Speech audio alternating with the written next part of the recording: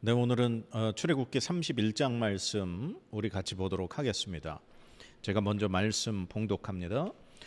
여호와께서 모세에게 말씀하여 이르시되 내가 유다 지파 훌의 손자요 우리의 아들인 부살레를 지명하여 부르고 하나님의 영을 그에게 충만하게 하여 지혜와 총명과 지식과 여러 가지 재주로 정교한 일을 연구하여 금과 은과 노수로 만들게 하며 보석을 깎아 물리며 여러 가지 기술로 나무를 새겨 만들게 하리라. 내가 또 단지파 아이사막의 아들 오홀리압을 세워 그와 함께하게 하며 지혜로운 마음이 있는 모든 자에게 내가 지혜를 주어 그들이 내가 내게 명령한 것을 다 만들게 할지니 곧 회막과 증거궤와 그 위에 속죄소와 회막의 모든 기구와 상과 그 기구와 순금 등잔대와 그 모든 기구와 분향단과 번제단과 그 모든 기구와 물두멍과 그 받침과 제사직을 행할 때에 입는 정교하게 짠 의복 곧 제사장 아론의 성의와 그의 아들들의 옷과 관유와 성소의 향기로운 향이라. 물은 내가 내게 명령한 대로 그들이 만들지니라. 여호와께서 모세에게 말씀하여 이르시되 너는 이스라엘 자손에게 말하여 이르기를 너희는 나의 안식일을 지키라. 이는 나와 너희 사이에 너희 대대의 표징이니 나는 너희를 거룩하게 하는 여호와인 줄 너희가 알게 함이라. 너희는 안식일을 지킬지니 이는 너희에게 거룩한 날이 됨이니라.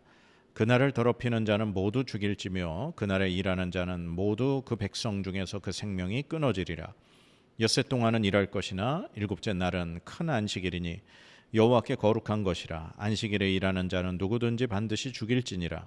이같이 이스라엘 자손이 안식일을 지켜서 그것으로 대대로 영원한 언약을 삼을 것이니 이는 나와 이스라엘 자손 사이에 영원한 표징이며 나 여호와가 엿새 동안에 천지를 창조하고 일곱째 날에 일을 마치고 쉬었음이니라 하라.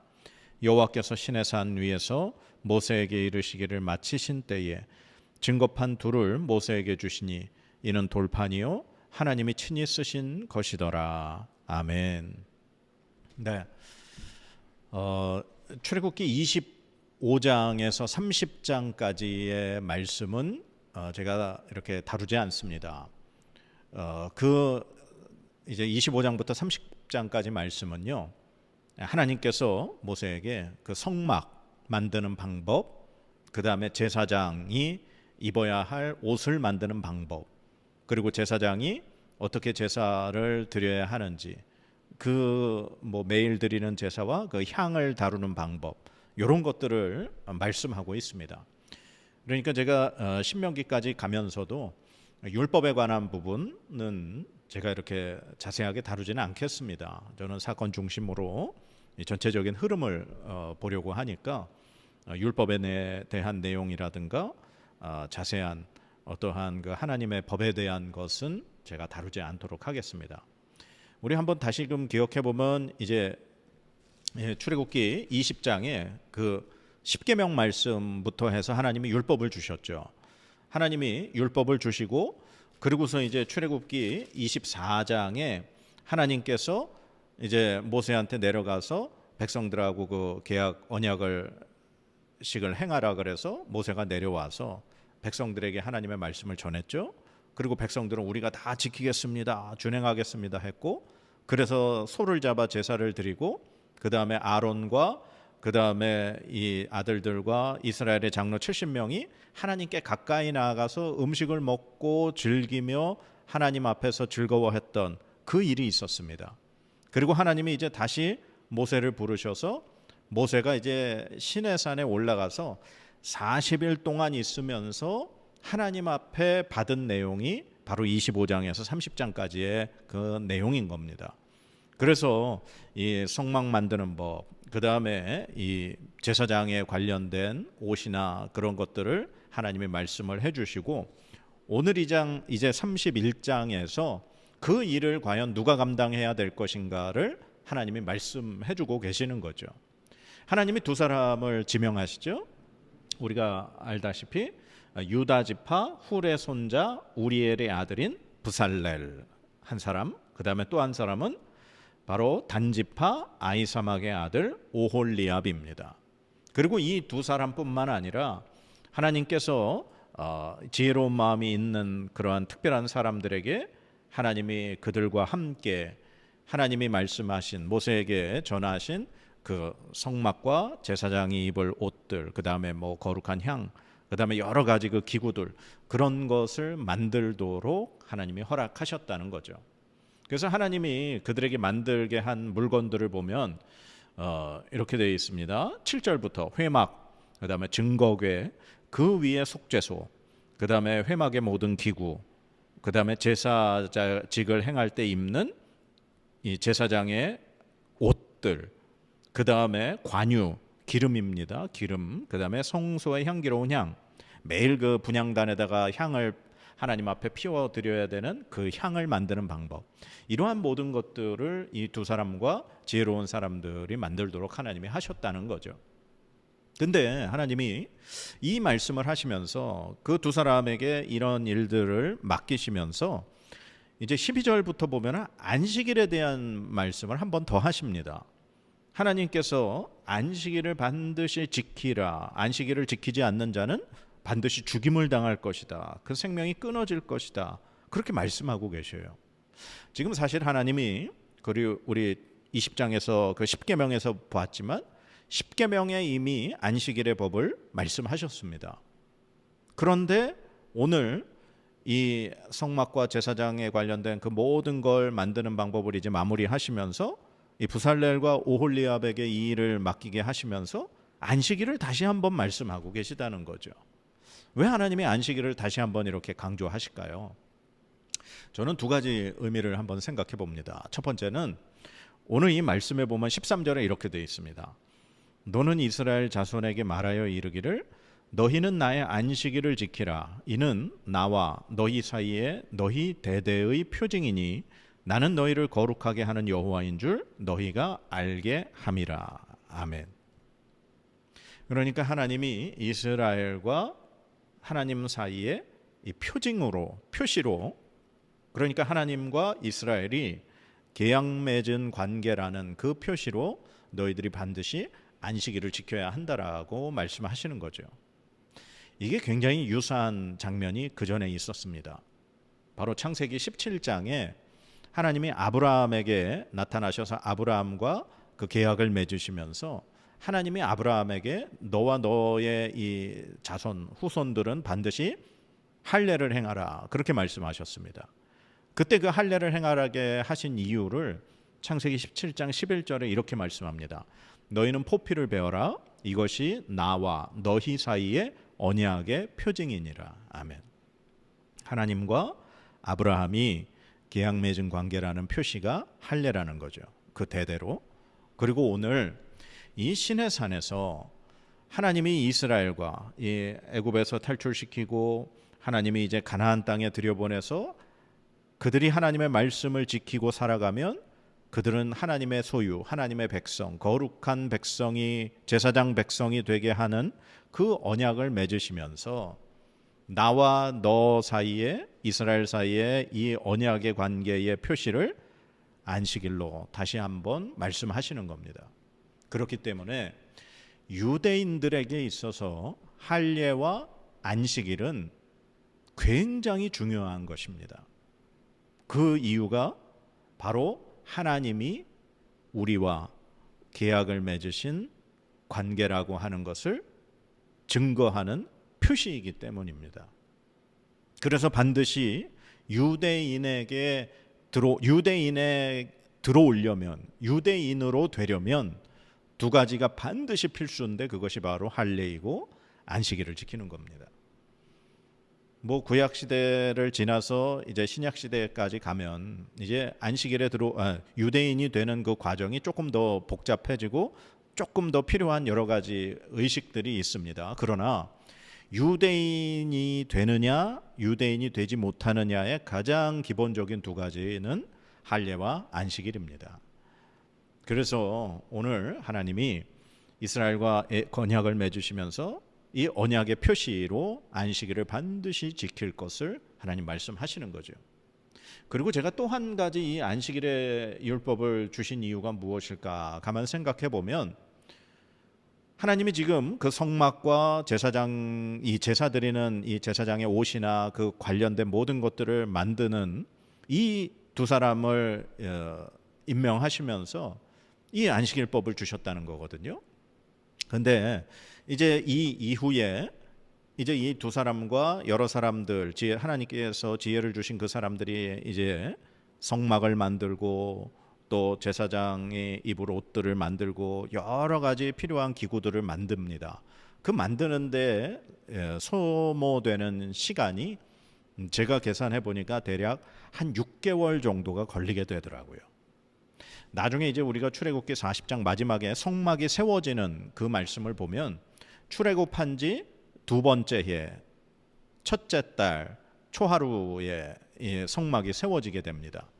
그러니까 지금 이 시내산에 도착한 게 출애굽한 지 3개월째 되는 그때에 도착을 했고, 그리고 모세가 지금 올라가서 시내산에서 40일 동안 하나님과 함께 있으면서 이 성막 만드는 법을 배워가지고 내려오게 되거든요.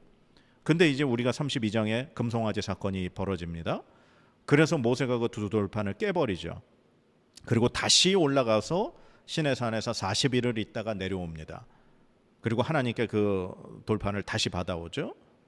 그렇기 때문에 애굽에서 탈출한 지 3개월이 지났고 그 다음에 80일이 지난 이후에 이 성막을 만드는 일이 시작이 되니 대략 한 6개월 정도의 시간이 흐른 이후에 성막을 만들기 시작해서 그 다음 해 1월까지 완성이 되는 걸 보면 이 성막을 한 6개월 정도에 걸쳐서 이 브살렐과 오홀리압과 지혜로운 사람들이 이 만드는 것을 보게 됩니다.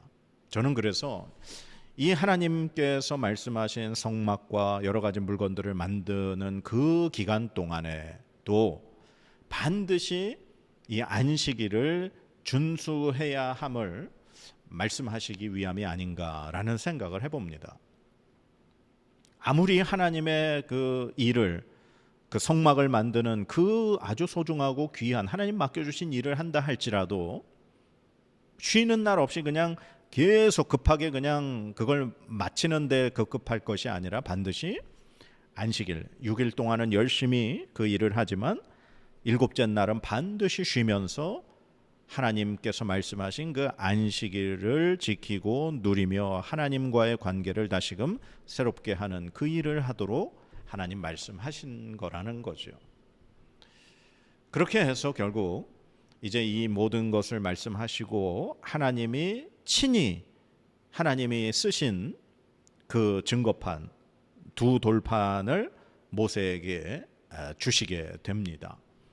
그래서 모세는 그 하나님께서 주신 그 두 돌판을 받음으로 오늘 이 31장의 말씀이 끝이 나고 모세가 40일 동안 시내산에서 하나님과 있던 그 내용이 끝나게 되는 겁니다.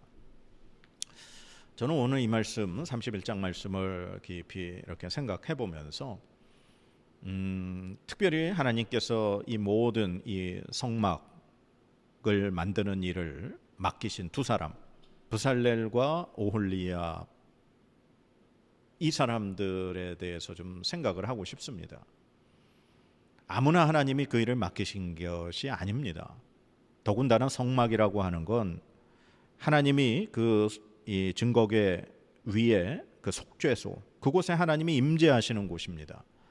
그리고 하나님이 이스라엘과 만나시려고 특별히 이 성막을 만들게 하신 거죠. 하나님의 임재 그리고 하나님 앞에 죄인된 이스라엘이 자신의 혹시 죄를 혹은 하나님 앞에 감사할 일을 짐승을 가지고 가서 하나님 앞에 제사를 드리며 하나님 앞에 나아가 하나님 앞에 이렇게 연락할 수 있는 그러한 장소를 하나님에게 만들게 하신 것이 성막이라는 거죠. 그렇기 때문에 이 하나님과의 연결점이 되는 이 성막을 이 관련된 모든 물건을 만드는데 아무나 하나님이 그 일을 맡기시지는 않았을 거라는 거죠. 근데 이 브살렐과 오홀리압 이 두 사람뿐만 아니라 그 지혜로운 사람들을 보면 하나님이 그 사람들에게 일을 맡기신 어떠한 특별한 것들이 있습니다. 보면 3절에 이렇게 되어 있습니다. 하나님의 영을 그에게 충만하게 하신다. 하나님이 브살렐에게 하나님의 영을 충만하게 하신다는 겁니다. 그러니까 하나님께서 하나님의 일을 맡기시는 사람에게 하나님의 영을 부어주신다는 거죠. 이것은 이 신약 시대, 신약에도 똑같습니다. 하나님께서 예수 그리스도를 믿고 세례받은 자에게 성령, 하나님의 영을 부어주셔서 그가 예언도 하고 방언도 하고 또 병을 고치기도 하는 여러 가지 성령 하나님의 은사가 나타나면서 주의 복음을 전하며 하나님의 그 나라를 전할 수 있는 사명을 맡기신다는 거죠. 하나님은 하나님의 일을 감당하는 사람에게 반드시 하나님의 영을 부어주시는 줄 믿습니다. 그리고 또 하나가 6절에 보면 이렇게 되어 있습니다. 내가 또 단지파 아히사막의 아들 오홀리압을 세워 그와 함께하게 하며 지혜로운 마음이 있는 모든 자에게 내가 지혜를 주어 그들이 내가 내게 명령한 것을 다 만들게 할지니. 아멘. 하나님이 이제 부살렐과 오홀리압 이 두 사람뿐만 아니라 지혜로운 마음이 있는 사람들이 함께 일하게 하시겠는데 그 지혜로운 마음이 있는 자에게 하나님이 지혜를 주시겠다는 겁니다. 이 말은 아무리 똑똑하고 지식이 있고 지혜로운 사람이라 할지라도 하나님의 일을 감당하는 데 있어서는 하나님의 지혜가 다시 필요하다라는 겁니다. 그래서 교회 일을, 어떤 하나님의 일을 세상적인 지혜로움 가지고 세상적인 지식을 가지고 일할 수는 없다는 거죠. 교회는 세상과 다릅니다. 세상에서 CEO를 하건 CFO를 하건 엄청난 높은 지위의 임원, 대기업 그런 사람이라 할지라도 서울대학을 나오건 그 어떤 아무리 세상적인 지혜와 지식이 많은 사람이라 할지라도 하나님의 일을 감당할 때는 반드시 하나님 주시는 지혜가 필요하다라는 사실입니다. 사람들이 자신의 지혜를 가지고 교회 일을 하다가 교회는 반드시 문제가 생깁니다. 그래서 교회는 하나님의 영으로 하나님 부어주시는 지혜를 가진 사람들이 일을 감당해야 하는 곳이라는 사실입니다. 그래서 하나님의 일을 감당하는 것은 하나님 세우신 사람, 그리고 하나님이 영을 부어주신 사람, 그리고 하나님이 지혜를 주신 사람, 이 사람이 하나님의 일을 감당할 때 하나님이 기뻐하시고 영광 받으실 만한 그런 아름다운 결과로 나타나게 되는 줄 믿습니다. 그래서 사랑하는 여러분, 저 역시 교회 목사로 하나님의 일을 감당하는 사람입니다. 그리고 제 이 말씀을 같이 듣고 계신 분들이 교회에서, 그리고 어떤 교회뿐만 아니라 하나님의 일을 감당하는 어떤 분야에서건 하나님의 일을 하시는 분들이라 생각합니다. 그러면 저나 여러분은 하나님이 세우신 사람이라는 확실한 증거가 있다면 하나님의 영을 부어주시도록, 하나님이 영이 날마다 우리 안에 거하시도록 기도해야 합니다. 그리고 하나님께서 우리에게 지혜를 주셔서 하나님께서 맡겨주신 이 하나님의 일을 잘 감당할 수 있도록 우리는 겸손하게 하나님의 은혜를 구해야 할 줄로 믿습니다. 저는 세상적으로 말하면 굉장히 잔머리가 잘 돌아가는 사람입니다. 아주 머리가 빨리 돌아가는 사람이에요. 그러나 그것 가지고 하나님의 일을 할 수는 없습니다. 제가 1년 한 살 한 살 더 나이가 들어가면서 말씀을 더 연구하면서 느끼는 건 사람의 지혜로 하나님의 일을 할 수 없다라는 사실을 깨닫습니다. 사랑하는 여러분, 하나님 앞에 지혜를 구하십시오. 겸손하게 하나님의 은혜를 구하십시오. 그렇게 하나님의 일을 감당하시고 하나님의 교회를 섬기시고 하나님의 일을 하실 수 있기를 주님의 이름으로 간절히 축복합니다. 기도하겠습니다. 하나님 감사합니다. 하나님께서 맡겨주신 일을 우리의 힘과 우리의 지혜로 하지 않게 하여 주시옵소서. 하나님 부어주시는 영으로 충만함을 받고 하나님 주신 지혜로 하나님의 교회, 하나님의 일을 잘 감당하며 하나님 나라를 잘 세워갈 수 있는 하나님의 귀한 일꾼들 되도록 인도하여 주시옵소서. 오직 하나님의 은혜로 우리가 모든 것 감당하기 원하오니 하나님 우리에게 은혜를 베풀어 주시옵소서. 감사드리며 예수 그리스도의 이름으로 간절히 기도드립니다. 아멘.